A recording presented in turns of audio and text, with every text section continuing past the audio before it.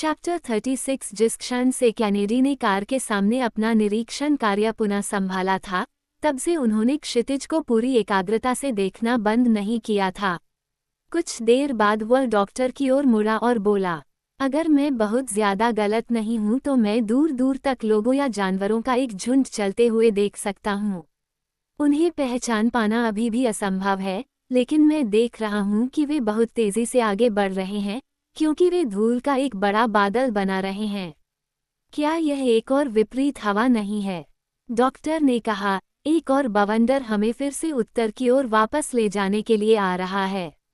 और बोलते हुए वह क्षितिज का निरीक्षण करने के लिए खड़ा हो गया। मुझे नहीं लगता, सैमुएल, ये हिरन या जंगली बैलों का झुंड है। शायद ऐसा ही हो, डिक, लेकिन वह भीड़ हमसे कम 9 या 10 मील दूर है, और मैं शीशे से भी कुछ नहीं समझ सकता। किसी भी हालत में मैं इसे नज़रअंदाज नहीं करूंगा। इसमें कुछ ऐसा है जो मेरी जिज्ञासा को बढ़ाता है। कभी कभी यह घुड़सवार सेना की टुकड़ी की तरह दिखता है। मैं गलत नहीं था, ये वास्तव में घुड़सवारों की एक टुकड़ी है। देखो वहाँ देखो। डॉक्टर ने समूह को बड़े ध्यान से देखा और एक क्षण रुकने के बाद कहा, मुझे लगता है कि आप सही हैं। यह अरबों या तिब्बू लोगों की टुकड़ी है, और वे हमारे साथ उसी दिशा में सरपट दौड़ रहे हैं, जैसे कि वे भाग रहे हों, लेकिन हम उनसे ज्यादा तेज चल रहे हैं, और हम तेजी से उनसे आगे निकल रहे हैं। आधे घंटे में हम उन्हें देखने और यह जानने के लिए काफी नजदीक पहुंच जाएंगे कि वे क्या हैं। कैनेडी ने फिर से अपना गिलास उठाया और ध्यान से उन पर नजर रख रहा था। इस बीच घुड़सवारों की भीड़ साफ दिखाई देने लगी थी, और कुछ लोग मुख्य दल से अलग होते दिखाई दे रहे थे। कैनेडी ने कहा, जाहिर है, यह कोई शिकार का खेल है। ऐसा लगता है कि वे लोग किसी चीज की तलाश में हैं। मैं जानना चाहता हूं कि वे क्या कर रहे हैं। धैर्य रखो, डिक। अगर वे उसी रास्ते पर चलते रहे तो थोड़ी देर में हम उनसे आगे निकल जाएंगे। हम 20 मील प्रति घंटे की रफ्तार से जा रहे हैं, और कोई भी घोड़ा उसके साथ नहीं चल सकता। कैनेडी ने पुनः अपना गिलास उठाया और कुछ मिनट बाद वे बोले, वे अरब हैं, अपनी पूरी गति से सरपट दौड़ रहे हैं। मैं उन्हें स्पष्ट रूप से पहचान सकता हूँ। उनकी संख्या लगभग 50 है। मैं देख सकता हूँ कि हवा से उनके दल फूले हुए हैं। वे घुड़सवार सेना का कोई अभ्यास कर रहे हैं। उनका सरदार उनसे 100 कदम आगे है और वे उसके पीछे तेज गति से भाग रहे हैं। वे जो भी हों, डिक, उनसे डरना नहीं चाहिए, और फिर, यदि आवश्यक हुआ, तो हम और ऊपर जा सकते हैं। रुको, डॉक्टर, थोड़ा रुको। यह अजीब है, कैनेडी ने फिर से कहा, एक संक्षिप्त विराम के बाद, लेकिन कुछ ऐसा चल रहा है जिसे मैं ठीक से समझा नहीं सकता। उनके प्रयासों और उनकी लाइन की अनियमितता को देखते हुए, मुझे लगता है कि वे अरब किसी का पीछा कर रहे हैं, न कि उसका पीछा कर रहे हैं। क्या तुम्हें इस बात का यकीन है, डिक? ओह, हाँ, अब ये काफी स्पष्ट है। मैं सही कह रहा हूँ। यह एक पीछा है, एक शिकार, लेकिन एक मानव शिकार। यह उनका सरदार नहीं है जो उनके आगे सवार है, बल्कि एक भगोड़ा है। एक भगोड़ा, डॉक्टर ने चिल्लाते हुए कहा, और उसकी दिलचस्पी बढ़ती गई। हाँ, उसकी नज़र ओझल मत होना, और हमें इंतजार करने दो। इन घुड़सवारों ने जल्दी ही 3 या 4 मील की दूरी और हासिल कर ली, फिर भी वे अविश्वसनीय गति से आगे बढ़ रहे थे। डॉक्टर, डॉक्टर, कैनेडी उत्तेजित स्वर में चिल्लाया। क्या बात है, डिक? क्या ये भ्रम है? क्या ये संभव है? आपका क्या मतलब है? रुको। और इतना कहते हुए, स्कॉट ने अपने दूरबीन के शीशे को सावधानी से पोंछा, और फिर से गौर से उसमें से देखने लगा। ठीक है, डॉक्टर ने पूछा, ये वही है, डॉक्टर? वह, फर्गुसन ने भावुक होकर कहा, ये वही है, कोई और नहीं, और नाम का उच्चारण करना अनावश्यक था। हाँ, ये वही है, घोड़े पर सवार, और अपने दुश्मनों से सिर्फ 100 कदम आगे। उसका पीछा किया जा रहा है। ये जो है, जो खुद है। डॉक्टर चिल्लाया और उसका चेहरा पीला पड़ गया। वह अपनी उड़ान में हमें नहीं देख सकता, हालांकि वो हमें देख लेगा। डॉक्टर ने अपनी फूंक पाइप की लौ कम करते हुए कहा, आखिर कैसे? 5 मिनट में हम जमीन से 50 फीट की दूरी पर होंगे और 15 मिनट में हम उसके ठीक ऊपर होंगे। हमें बंदूक चलाकर उसे यह बताना होगा। नहीं, वह वापस मुड़कर इस तरफ नहीं आ सकता। वह जा रहा है। तो फिर हम क्या करें? हमें इंतजार करना होगा। रुको, और ये अरब। हम उनसे आगे निकल जाएंगे। हम उनसे आगे निकल जाएंगे। हम उनसे 2 मील से ज्यादा दूर नहीं हैं, और बशर्ते कि जो का घोड़ा आगे निकल जाए। हे भगवान, कैनेडी ने अचानक कहा। क्या बात है आ? कैनेडी ने निराशा से चीखते हुए देखा कि जो जमीन पर गिर गया है उसका घोड़ा, जो स्पष्ट रूप से थका हुआ था, सिर के बल गिरा था।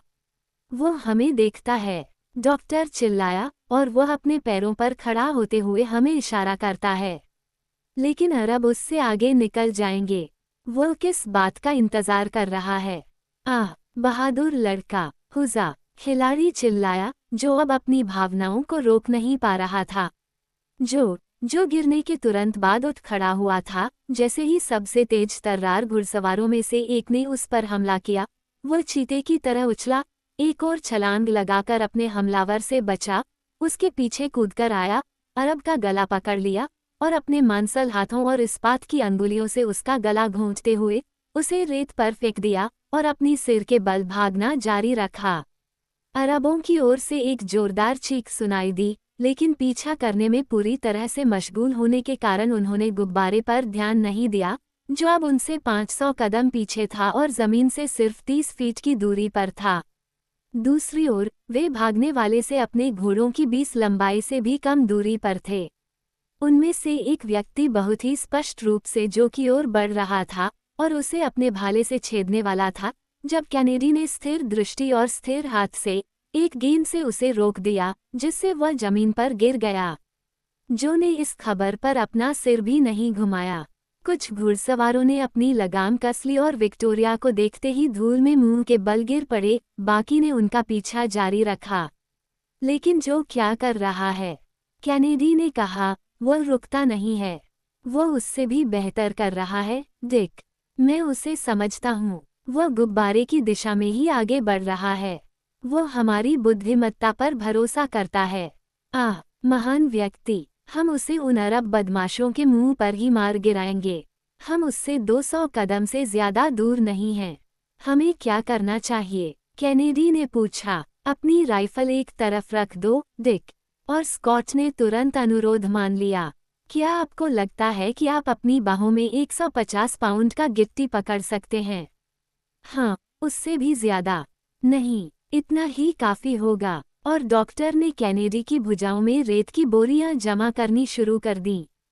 कार के पिछले हिस्से में खुद को तैयार रखो और एक ही प्रयास में उस गिट्टी को बाहर फेंकने के लिए तैयार रहो।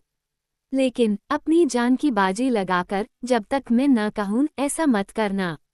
इस मुद्दे पर सहज रहें, अन्यथा हमें जो की याद आएगी और वह खो जाएगा। मुझ पर भरोसा करो। विक्टोरिया उस समय लगभग घुड़सवारों की टुकड़ी पर हावी हो गई थी, जो अभी भी जो के पीछे अपने घोड़ों को आगे बढ़ाने की कोशिश कर रहे थे।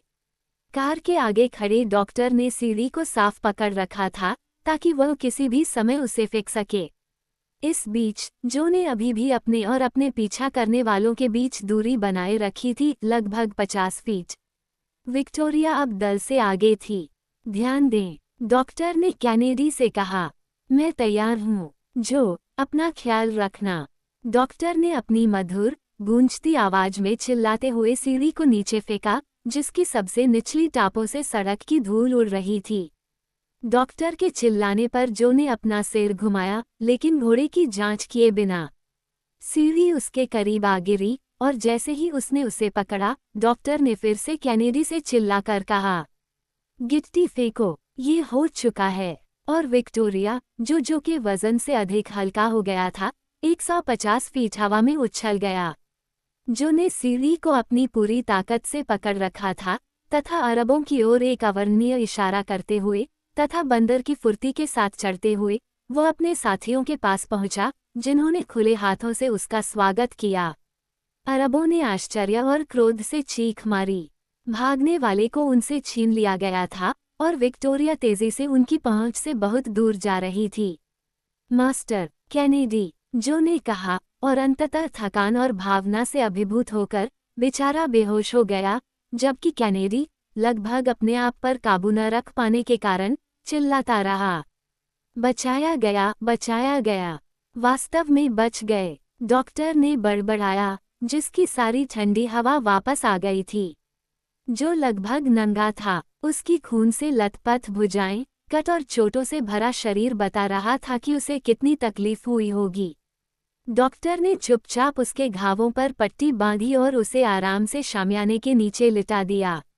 जो जल्दी होश में आ गया और उसने एक गिलास ब्रांडी मांगी, जिसे डॉक्टर ने अस्वीकार करना उचित नहीं समझा, क्योंकि उस वफादार व्यक्ति को तृप्त करना था। उत्तेजक दवा निगलने के बाद जो ने अपने 2 दोस्तों का हाथ पकड़ लिया और कहा कि वह ये बताने के लिए तैयार है कि उसके साथ क्या हुआ था। लेकिन उस समय उन्होंने उसे बात करने की अनुमति नहीं दी और वह पुनः गहरी नींद में सो गया, जिसकी उसे सबसे अधिक आवश्यकता थी। विक्टोरिया तब पश्चिम की ओर तिरछी दिशा में बढ़ रही थी। तूफानी हवा के झोंके से प्रेरित होकर यह फिर से कटीले रेगिस्तान की सीमा के पास पहुंच गई, जिसे यात्रियों ने ताड़ के पेड़ों की चोटियों के ऊपर से देखा, जो तूफान से झुके और टूटे हुए थे, और जो को बचाने के बाद 200 मील की दौड़ लगाने के बाद ये रात के समय पूर्वी देशांतर के 10वें अंश को पार कर गई।